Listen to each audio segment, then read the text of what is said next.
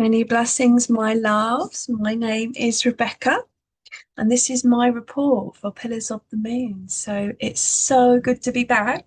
I've had a really good break over the last few months. I've been really, returning my energy back to myself um, and just really needing to be with my family. I'm a homeschooling mama now, so I have my young family around me a lot of the time. So it's a big adjustment, to get used to that change, and rightly so. It is glorious, and we're loving it.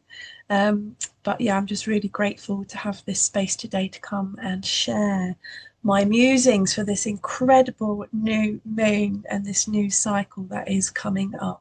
So yeah, welcome everyone. I'm going to just take a moment before we begin, before we dive into it all, to light my candle and to set the container and the environment for this transmission. So I'm going to share this beautiful image of a galactic center in the center of our Milky Way galaxy, where our new moon will be happening in just a few days' time. So, yeah, I'm just feeling now there's like this, for us in the Northern Hemisphere, we are in the dark of the moon, in the darkest time of the year. And it's a Scorpio moon today, and it's pouring with rain outside. So it's very deep and watery. And I've been feeling into the fertility of this time, that the dark is where all new life and all new seeds are fertilized. So this is probably, over the next few days is the most fertile time of the year that we have. And so those of you who are in the Southern Hemisphere and you are celebrating your summer solstice coming up on the 21st, just really celebrating all of that creativity out in the world, and all of that light and all of that sunshine as you are shining in the height of your summer. So I'm going to light this sacred flame.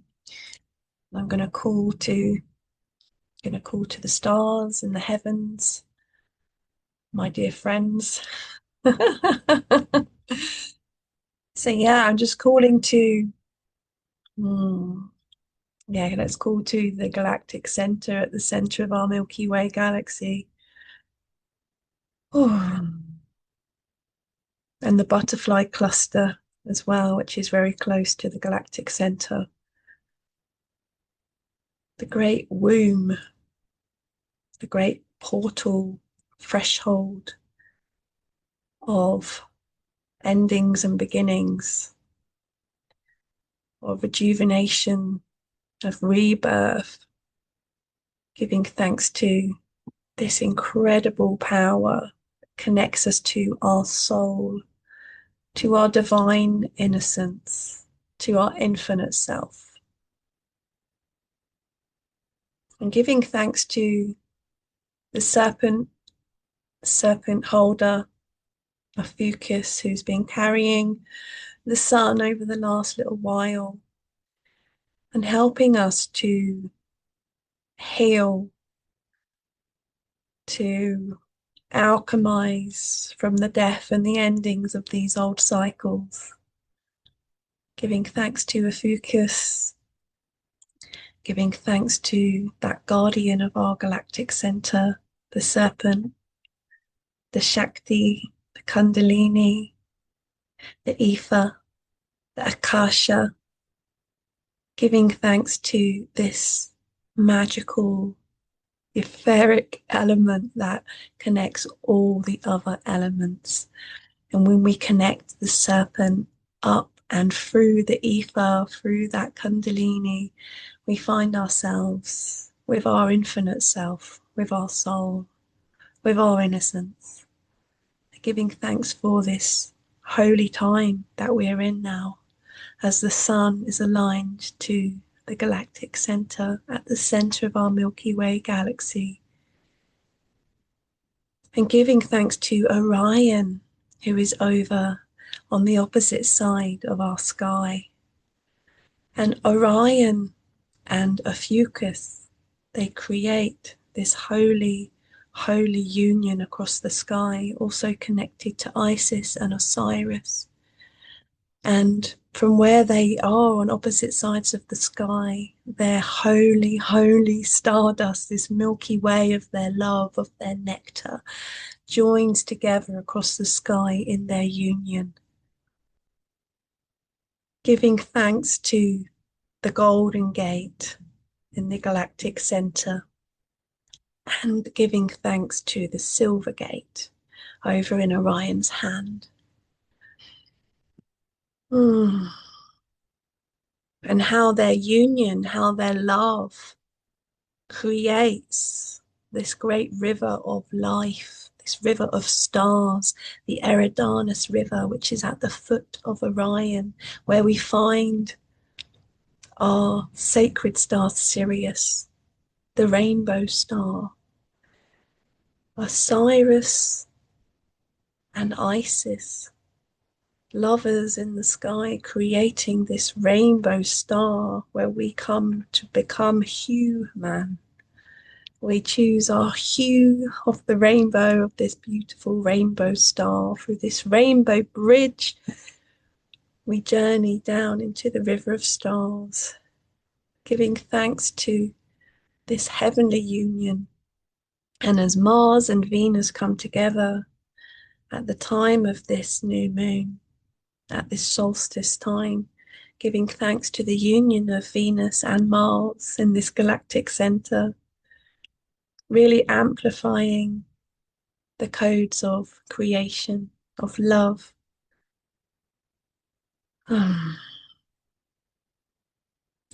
So taking a moment just before we begin to journey to the east, to Pisces, the great fish, the collective ocean, where we all swim, just giving thanks to the oneness, giving thanks to the infinite potential of Pisces, and the dream, where Saturn and Neptune are together now, really tuning into the dreams that we are here to build. And we're journeying over to Virgo now, over in our west, and giving thanks to all that we're harvesting at this time, all that we're gathering, all the wisdom that we've learned, all of the skills and the craft that we've acquired over this last year, giving thanks to the new beginnings that come with the Pisces waves, and giving thanks to the completion and the harvest that comes with the Virgo endings. So giving thanks to all of these points around the heavens, and giving thanks to the union that is here in this place, and feeling the love that is woven between all of it, and giving thanks to that love. And may we really drop into our hearts and create from this place of love.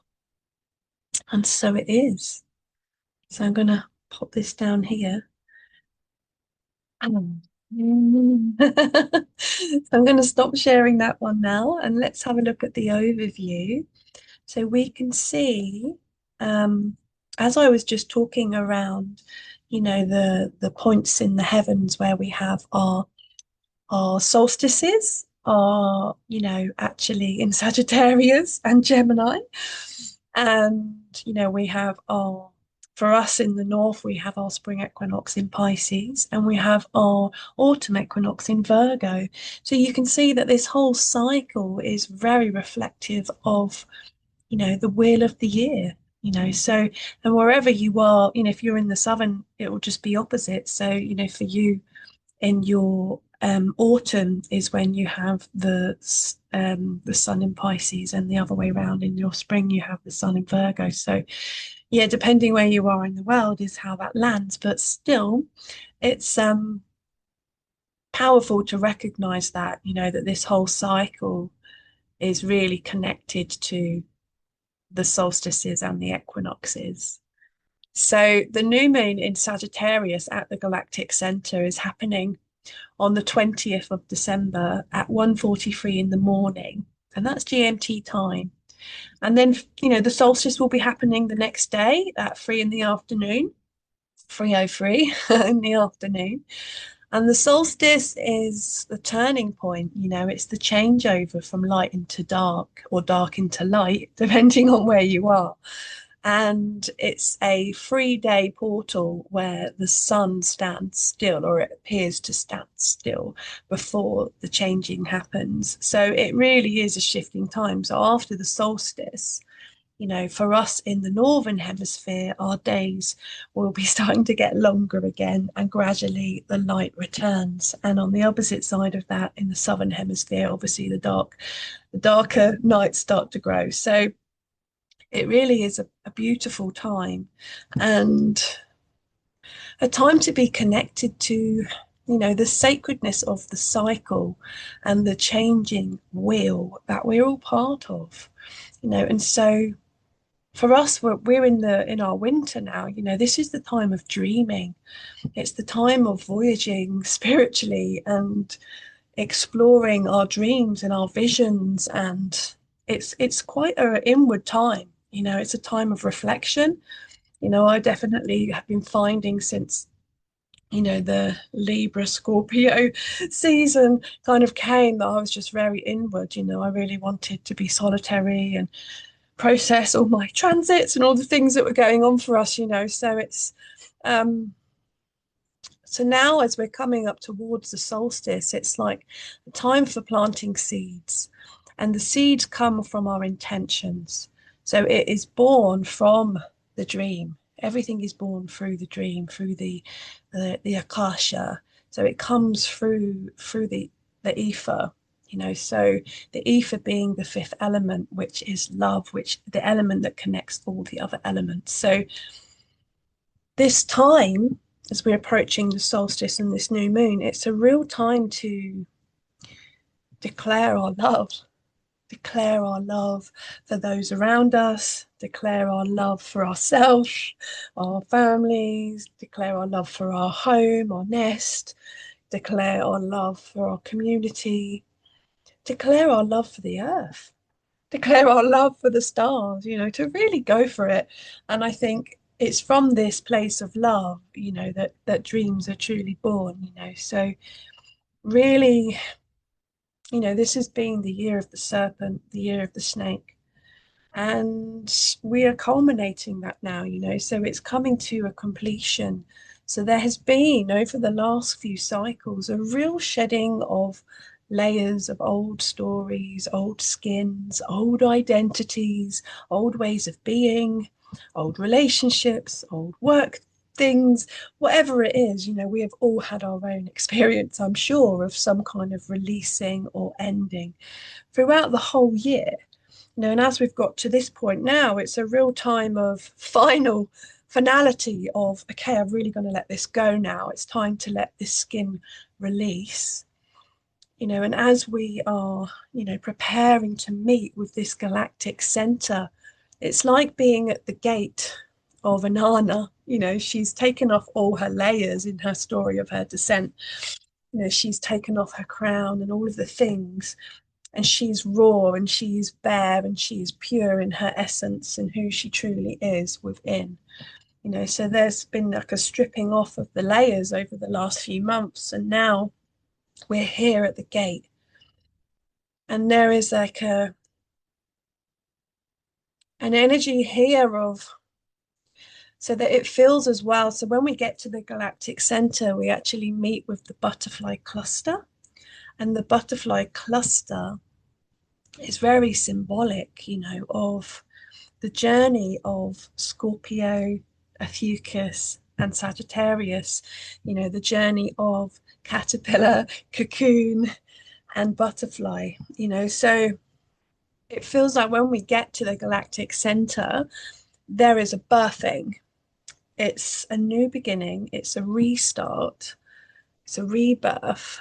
We are being born again through this portal. It's a super massive black hole. It's a portal. It's the galactic center of our Milky Way galaxy. It's a cosmic yoni, so we are going through a birth portal, to be reborn. And all of the layers, all of the things that we've had to take off before we get to this point. When we get to this point, it is now or never. You've got to break out of the cocoon. You've got to fly. There's an opportunity to fly, to stretch out our wings, but there is an effort involved. There is a tension in this, bursting out. And those of you that I know who have given birth, it's not always a smooth and gentle process. The waves that come in that are bringing this new life through can feel very intense. We could be challenged, we could be pushed to break through and break free from our old self, and so this is a time where, if we can find the courage to break through that, we could fly, we could connect to our soul, to our infinite self, to who we really are and who we're here to be, so wow. So yeah, I haven't done a video for a few months, so I feel like my creative energy has been kind of like the arrow of the Sagittarian energy. It's kind of been drawing back and building. So I feel like I've been waiting for this moment to go whoosh. So it's all coming out. So yeah, the first quarter moon will be in Pisces, 27th of the 12th at 1909. So the cycle is building into, the cycle is growing. The first quarter moon is the growing of the cycle. So this cycle will be growing into our dreams, to our sensitivities, to our visions, to our compassion, to Saturn and Neptune who are there, So Saturn and Neptune will be really kind of like activating this first quarter moon and really asking us, to direct our creative power towards our dreams and our visions, and what it is we want to create. As we get to the full moon in Gemini, which will be on the 3rd of January at 10 in the morning, Chiron stations direct. And Chiron's making a nice aspect to Jupiter as well, who's around this full moon. And the full moon will be with Sirius, our rainbow star, which I mentioned at the beginning. So it's such a powerful full moon that's coming up on the 3rd. And just after the full moon that's happening on the 3rd, a few days later, Venus is having her star point. So where she is aligned with the sun. So it's one of the points of her five-pointed star, a five-pointed rose, however you want to see it. And Mars is with her. So this is a very, very sacred time. And we'll look at the sky in a moment so I can show you. But it's such a, I've been feeling it for months, this building of the Mars and Venus, because I had this intuition. It might have been a dream or just a vision of, I just saw them together because I was feeling, when's Venus's star point? It must be coming up. And then I was like, I just had this vision of Mars and Venus together, and I was like, oh my gosh. And they were, and so I've been feeling it, and it's like, what is that about? It's like, it's our desire and our creativity combined. It's the masculine and the feminine side of us combined. And, some sources say that when Venus is conjoined with the sun at her Cazimi, it is the time of her being in the marriage chamber. It's the time of her conceiving, so she's with Mars. So it could be a really great time to be conceiving, a baby, to be conceiving a vision, a project, whatever it is we want to be growing in this world. When Mars and Venus are together, around this time of this full moon with the beautiful rainbow star Sirius, we've got the creative energy and power plus plus plus, So really, I feel like the new moon in Sagittarius here at the Galactic Centre is really about creative focus. It's about the where we direct our energy and our creativity. And, it's such a important um, reckoning, I feel, with ourselves to be like, well, what am I directing my energy towards? Because as we come into the year of the horse, next February, there's going to be a galloping, a galloping towards whatever we set here. So, like I shared, all of the dreams come from here, from the Galactic Centre. So, really, over the next few days with this dark moon to new moon and the solstice time, really be clear, clarity, direction, focus, embodied desire, creative power. This is the time to really mark it to the universe, declare it, what it is you really want to create in this world. And, we're going to come into the next cycle with the horse galloping. Wherever we say now, we're going to be going. So we've got to get clear about this direction and our inner truth and our inner compass. This is all Sagittarian themes, So beautiful time to be really working on this inside ourselves. And then we have our last quarter moon in Virgo. So the waning of the cycle is going to take us into, the gifts that we are harvesting, through, because this is on the 10th of January, we may be harvesting some gifts from the seasonal period, some wisdom, some learnings, some, maybe some new socks. Whatever it is, we are harvesting something. So the last quarter moon in Virgo will be really reviewing and harvesting and looking at what we've gathered over the next cycle. So that may also be, that we may be, oh God, a really great time for weaving, because Virgo is connected to the weaver. So for us in the Northern Hemisphere, it's going to be cold winter. Let's get sewing. Let's get crafting.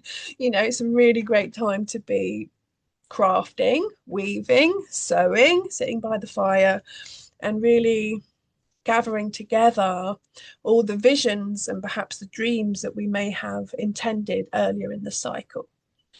And then just after that, we've got Eris stationing direct on the 11th of January. So she's going to be starting to move forward. So it's good to note that on your calendar around that time. She may be, feeling like there's some chaos that may come, especially leading up to the next cycle after this, which will be on the 18th of January. And that will be very close to Pluto on that Sagittarius and Capricorn cusp. So the Pluto party is coming up on the 18th of January.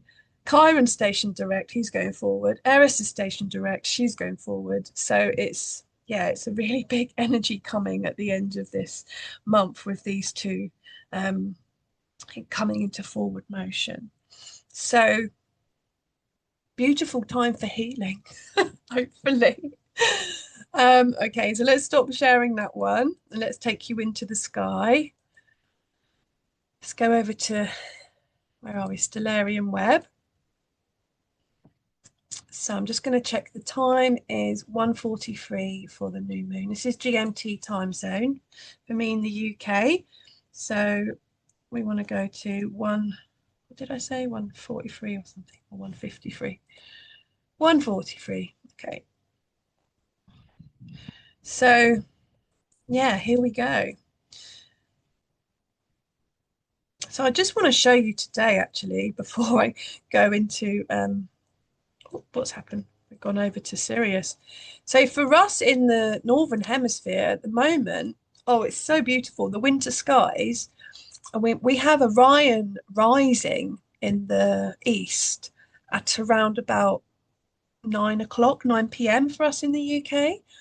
And for us in Glastonbury, Orion rises over the Tor, which is a sacred mound here in Avalon. And it's like I just had this vision of him rising up through the Tor, like with his hand up, at that silver gate of reincarnation. And And then we get Sirius, the rainbow star. And if you've got any like fancy telescope or binoculars, you can look at it really, and it's like a rainbow. It's like a party, a rainbow party that's flickering on Sirius. I love watching the sky. And then you can see also just over to the left, you've got the two Gemini twins. So there's Pollux and Castor really close to each other, and you can see Jupiter just next to them. So that's beautiful for us in the northern hemisphere at the minute to see the winter sky is so special. To see the Orion's belt and Sirius star. So yes, anyway, back to today. We've got the moon on Antares. So this is quite a deep and intense dark moon. And yes, Mercury's here as well. So, this could be a day, I mean, for us or for everyone, it's a day of maybe quite deep conversations with Mercury involved. We may be having quite deep thoughts. We could really be aware, that Antares holds a great lot of power, and it's the power of the heart of the scorpion, so this is the time in the next few days as we're coming towards this new moon to really be aware of the patterns and the cycles and the things that have been coming up for us over this last, however long, this last year even. And this could be like a time, this evening as we're really connecting to Antares and this moon, is to really allow that part of us to die, to finally say, I'm done with this, and really acknowledge that ending, whatever that is for us, because as we are preparing for this new moon and we get to the galactic center, we're going to be raw and naked at the gate. So this feels like a final layer that could be coming up around this dark moon. The darkest time in the year for us in the north, it's the darkest time and it's the dark moon. And we've got the moon and Antares. So, we can expect some intensity here. And, we must also be aware, that the shadow or the test of Antares is drama, and we've got Mercury there as well. So we've got to be aware as well of the shadow of the gossip, the shadow of the voice and the things that we might be saying, and remembering as well that, our words really are powerful to create our reality. So to really be aware of the things that we are saying, to be aware of maybe the toxic cycles of our mind and our mental thought patterns. We may get pulled into a spiral. We may have a trigger or something that happens that makes us go whoosh, and this is an opportunity, with this dark moon to really attend to that. What is it that's trying to get my attention? What part of me is here right now that wants my attention? And how can we bring, Venus is here, Venus is at the Galactic Centre in Ophiuchus here. How can we bring more love to this? How can we bring more, more creativity, more compassion, more empathy, but also, more of our own truth and boundaries as well. Like Sagittarius has got a great connection to boundaries or being boundless, so this could also be triggering our boundaries. So just to be aware of all of this could be very helpful, I hope. So yeah, I'm gonna flash forward now to you can see the moon is coming along, conjoining with Venus on the 19th tomorrow. And then on the 20th, whoops, you've gone past it, at what time was it? Oh gosh, 1:43? Yeah, 1:43.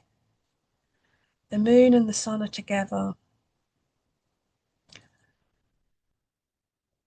So, ooh, here we go. So the moon and the sun together. So I'm going to write in the butterfly cluster because I mentioned that already to you. It's going to let me do it.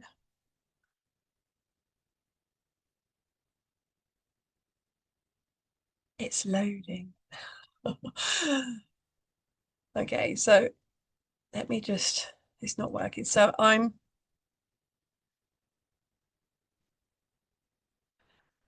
around about here. Let's get rid of that click.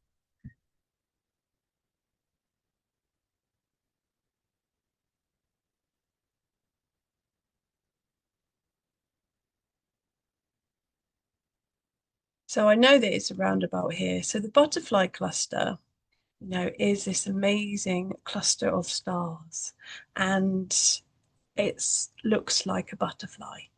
So that's really, really gorgeous, isn't it? And this is where the sun is aligned to.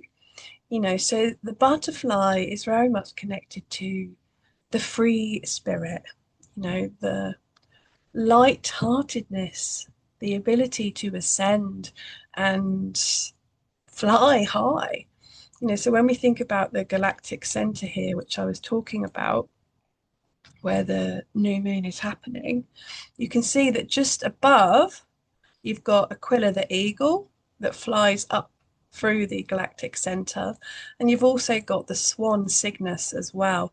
And moving over slightly, you've got Pegasus as well. So, I mean, that's a really Pegasus is the winged horse, so there's lots of flying that happens when you know, we transcend the weight of the past, of the pain, of the old cycles, of um, the things that have, burdened us or held us down. And there's also like a great freedom that comes, when we come up and through here. So imagining again like this journey of the caterpillar, the metamorphosis, there's an ending of an old self. The caterpillar dies. It doesn't die, it becomes mush, doesn't it? It becomes goo in the chrysalis. And there's a period of time where we are cocooned. We're not quite a caterpillar, we're not quite a butterfly, and so it's in this place, that we find our galactic center, the crossover point. And this is where the butterfly is born. This is where we go through this galactic portal, this birthplace, to resurrect from the old self into a new form. So this is really marking a threshold here. And you can see that Venus and Mars are really, the sun is like right at the midpoint of Venus and Mars, and it's been like this for a little while now. So you can see that this is such a balancing placement for Venus and Mars. It's like they're so together. And looking at it this way, you've got like a triangle coming from the Mars, the moon, Venus, and the sun going across like that. And it's like, wow.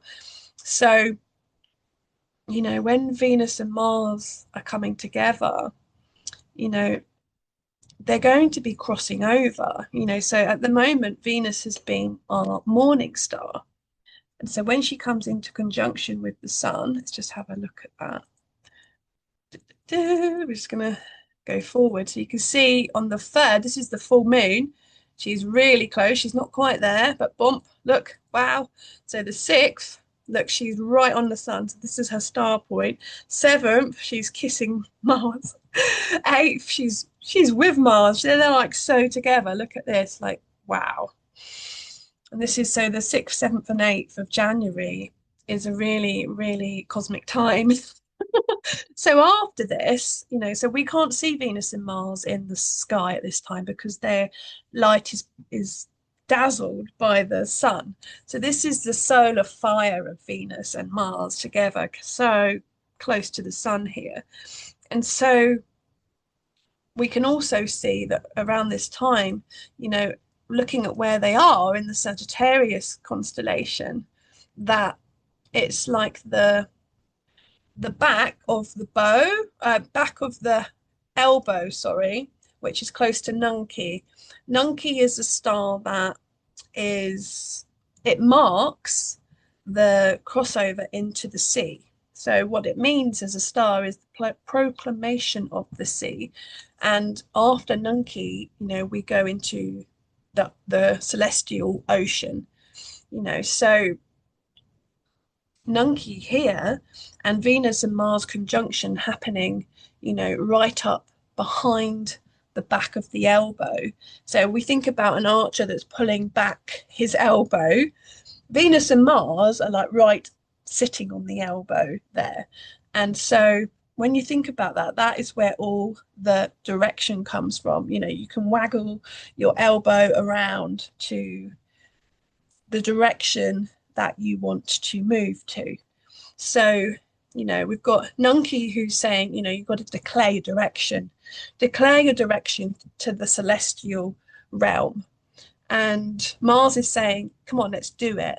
Venus is saying, let's love it. And this really is a proclamation of the heart, of love, of union, because the star point is when Venus is in the marriage chamber. So here she is with Mars, and there's these lovers in the marriage chamber here at this star point, creating this point of her star. So there's a lot of creative power here. You've got the desire and the enthusiasm and the courage of Mars mixed with the creativity and the sensuality and the heart-centered love of Venus. So these two together, it really is a creative combustion. And I was researching in Vedic astrology. This is known as the Yakta Yoga. And so there will be a changeover. So after this, Venus will be appearing as our evening star in the skies. I think around in February sometime she will be appearing in the west and in the evening star. And Mars will be shifting over to the morning star. So this is a really, really powerful time to, of this changing over of energies. And it's a very sacred placement. I'm really quite excited for it, as you can probably tell. So we're just going to move all the way forward now so you can see, oh, I'm going to go back to the new moon. So the next new moon after this. So you can see Venus is now in front of the sun and Mars is behind it. So Venus is the morning star. Mars is the evening star. No, sorry, that's the other way around. Venus is the evening star, Mars is the morning star. So you can see at the time of this next new moon, they're all really close to Pluto. Pluto's on this early Capricorn cusp here. So this is a bit of a Pluto party that's coming at the next new moon. So, working with everything together in, a cycle, what we've got to do now, what we're being invited to do now is to have a shift, to find our creative vision, our direction, our truth, to really, over the next few days, to really use this fertile energy to plant seeds for the next cycle to come, what it is we want to grow. And just know that there's a really great power here to really create our dreams. And there's also a creative tension here. So let's go look at the chart so I can explain that a little bit too. So this is the chart for the new moon. So I'm just going to do a little squiggle there. So yeah, you can see down here we've got Venus, Vesta, the moon, the sun, and Mars together. So this beautiful stellium in Sagittarius Ophiuchus at the Galactic Centre. So, and there's the Sagittarius energy here, and the Galactic Centre energy is always in square to Pisces, just because of the angle here, as you can see. But what it's in square to now at this moment is Saturn and Neptune, who are in conjunction in Pisces, and very close to Ceres as well. So this is bringing an energy of tension and frustration and challenge. The challenge is because I imagine with the Sagittarian energy, there is this yearning to explore possibilities of our heart, of our creations, and the Saturn and Neptune energy in Pisces. It's really Saturn. Saturn and Neptune together wants us to be responsible about our dreams, to be, really look at the long-term vision, to nurture our dreams with Ceres here as well, nurture what it is we're wanting to create. And so the tension comes with, the energy of Sagittarius really loves freedom. It loves exploring. I just see this amazing being out in the mountains, exploring the land and the cosmos, and being out under the stars. And the amazing thing about Sagittarius as well is that they're a centaur, so they're half man, half horse. And the way I see that is like an energy of the horse is like the wild self, which is very anchored in the physical embodiment. And then the cosmic self is then, because of the depth of the anchoring to the physical with the four legs of the horse really grounding down into the physical, the top can then, explore the cosmos, and explore and vision and quest, so Sagittarius, can have this kind of yearning to go on quests, to explore, to expand, to really get out there and really acquire this deep wisdom, and the Saturn and Neptune, part of it is very kind of connected to the collective vision, the collective dream, and really wanting us to nurture that.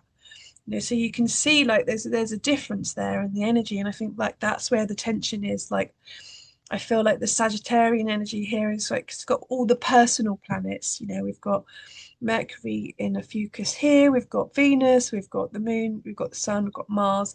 So all of the personality, the planets that are closest to the sun, are very connected to our personality and our maybe even our ego self, or the part of us that wants to express its unique part of things. And then the tension comes from the Pisces energy, which is really about the collective future, the collective destiny. And now we can see as well our North Node is in Aquarius. So yeah, it's about humanity. It's about all of us working together and the community and the tribe. And yeah, so there's like an energy of this tension between what I want to know and what I want to do and what I want to explore, and then what the collective bigger picture is. So I feel like that's kind of brings a bit of tension in our journey, and it's something that we can explore through, through this next cycle. What is my own creative essence? What am I here to create? And within that, what is my place within the greater collective vision and destiny? And if we can find that, it's like we don't want to duplicate what someone else is doing, but what we're doing as a human, has to take into consideration the all. We can be separate and be our unique self, but we're still always connected to the all. So yes, it's really important to have an awareness of both, and to be aware that what are we doing? Is it in alignment with, the greater good for all? Is it in alignment with compassion, sensitivity, collective consciousness, and is it going to serve, is it going to serve and heal us as a collective? So this is the two kind of elements of that I wanted to express that, could be bringing a sense of tension for us. And yes, so we've got as well, Jupiter is retrograde in Gemini and will be very close to the full moon, which is coming up on the 3rd of January. So Jupiter is making a square to Chiron and Eris in Pisces, who we know will both be going direct later in this cycle. So I can imagine that there could be a lot of ideas, a lot of thoughts, a lot of conversations about healing. Mercury being in a fucus, this is the doctor, the medicine woman, man, shaman.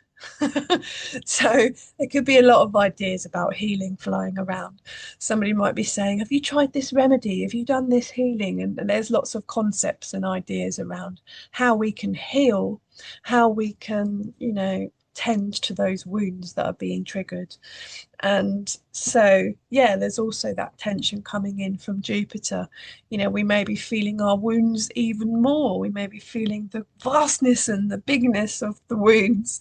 And yeah, so as we prepare to come to this full moon, which is going to be with Jupiter, I can really, really say that this whole cycle is very Jupiterian, in that Jupiter being the ruler of Sagittarius, where we have our new moon, and the full moon being conjoined with Jupiter, it definitely feels like the Jupiterian themes are very strong. So Jupiter, reminds me a lot of Father Christmas, actually. I think I've said that before, of generosity, of, kindness, of expansion and growth. There's also an element of Jupiter, which, doesn't always get spoken about a lot, but, he's a giant, giant planet. Obviously that's where he gets his vastness from, but also like where he's positioned in the sky, he actually protects the Earth a lot from asteroids and things hitting us because of where he is. He can push them off course. So there's also a real protectiveness that comes with Jupiter, and kind of yeah, that is also part of who he is as well. Um, and very spiritual, loves to learn, loves to teach, loves to philosophize. So I feel like Jupiter in Gemini has got lots of ideas, lots of information, lots he wants to share and explore. And, so in this square to Chiron and Eris, it could be lots to share around the wounds and the trauma and the childhood stuff and the past. And um, kind of we could be really kind of, I feel like where we're at in our life cycle of where we're at now in this time of the year, it's like it feels like a lot of pressure to resolve the wounds that have been kind of like governing our reality for maybe from unconsciously from childhood. So there's kind of like this kind of, it feels like a lot, it feels like a lot of healing is being presented to us now if we are willing to take that opportunity. Yes, so I'm just going to have a moment to tune into if there's anything else I wanted to share um, that feels important to mention.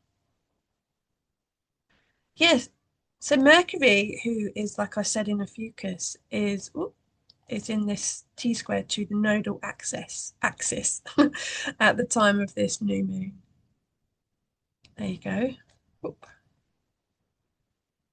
So yeah, like I feel like this also matches in really well with what I've already been sharing around, the community and the collective and working together and, or, the Leo energy is very much like all about me, all about self-centered kind of energy, likes to shine its light and be seen and admired and very beautiful, very creative. But what I have kind of explored in these two energies, it's like Aquarius is like the band, the group that plays together, like, the Beatles or Destiny's Child or whatever. And then like the Leo energy is like when the singer separates from the band and is like just amazing on their own and also amazing in their own right, So it's kind of like the Leo energy is happy on stage on its own performing, whereas the Aquarius energy will be doing it in a group or in a girl band or a boy band or whatever, So it's kind of this interesting energy of, with the North Node in Aquarius.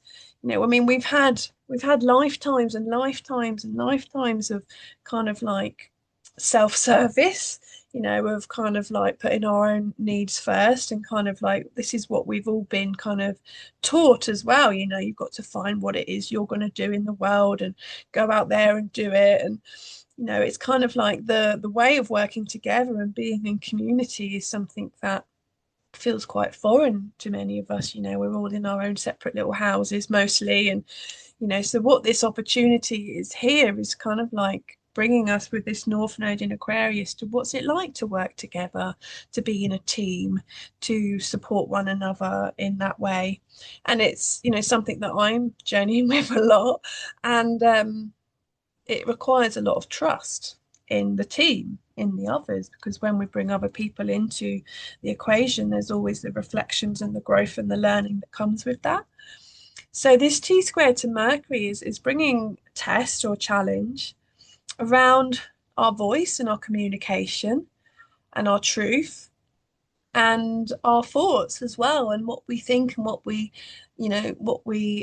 tell ourselves in our brain, these thought patterns. And so Ophiuchus really wants to alchemize, the things that haven't been serving and working, so we're looking at the patterns from the past and the mind, the creative thought patterns from the past.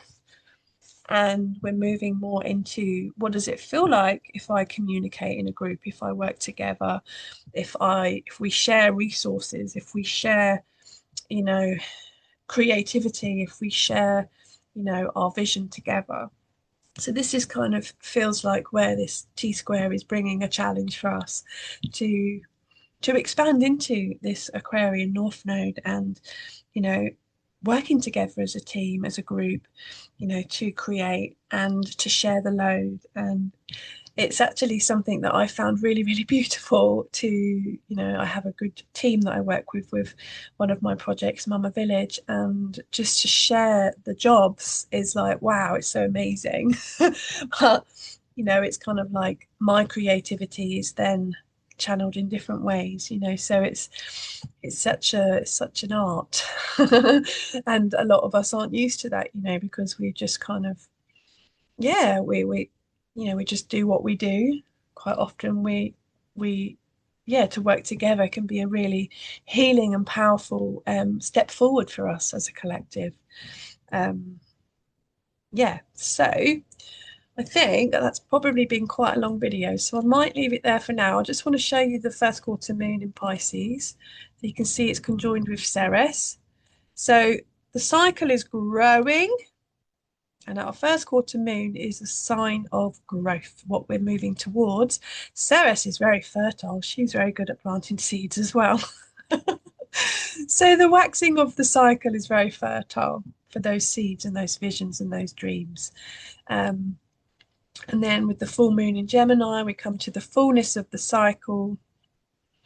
Where are you? So we've got Jupiter involved here. Jupiter loves to expand things, make things bigger, bring blessings, so, but also conjoined with Sirius as well, the rainbow star, we could bring a lot of intensity, because Sirius does have that reputation. So yeah, we're moving from the Pisces first quarter moon and waxing all the way to Jupiter. That would be nice.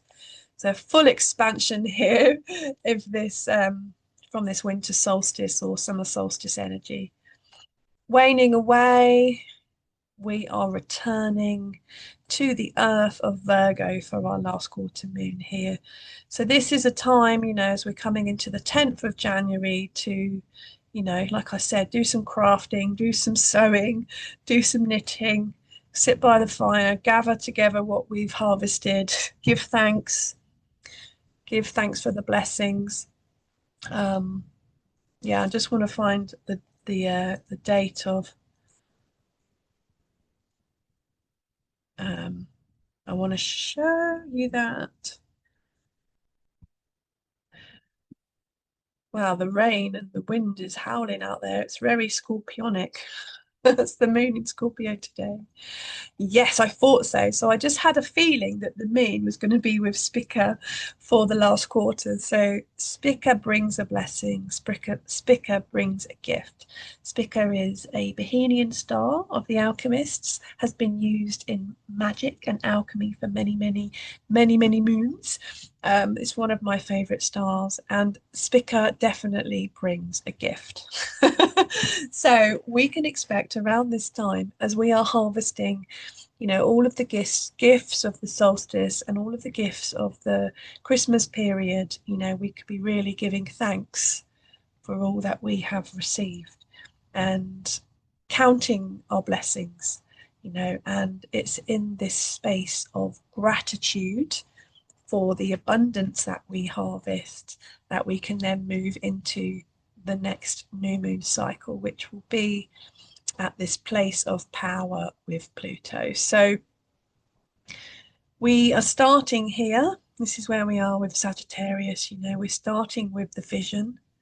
And when we get to the Pluto new moon on the 18th of January, we're going to be building. So this cycle, we're visioning, we're focusing our direction of what it is we want to be moving towards. And then we get to the end of January and Pluto's going to say, okay, you want to step into your seat of power? Now is the time to build. So I'll leave it there. So many blessings, my love. Thank you so much for sharing this time with me today. It's been such a gift to share with you again. I've really missed doing these readings. So I'm hoping some of that's helpful for you. I'm also offering womb astrology readings to connect to your menstrual cycle and the stars. And I also do natal chart readings and transit reports as well. So if you'd be interested in any of that, please do get in touch or share this video to friends and stuff as well to spread the word and spread the love. Many blessings, my loves. I'm going to blow out this candle and send you beautiful blessings for this new cycle ahead.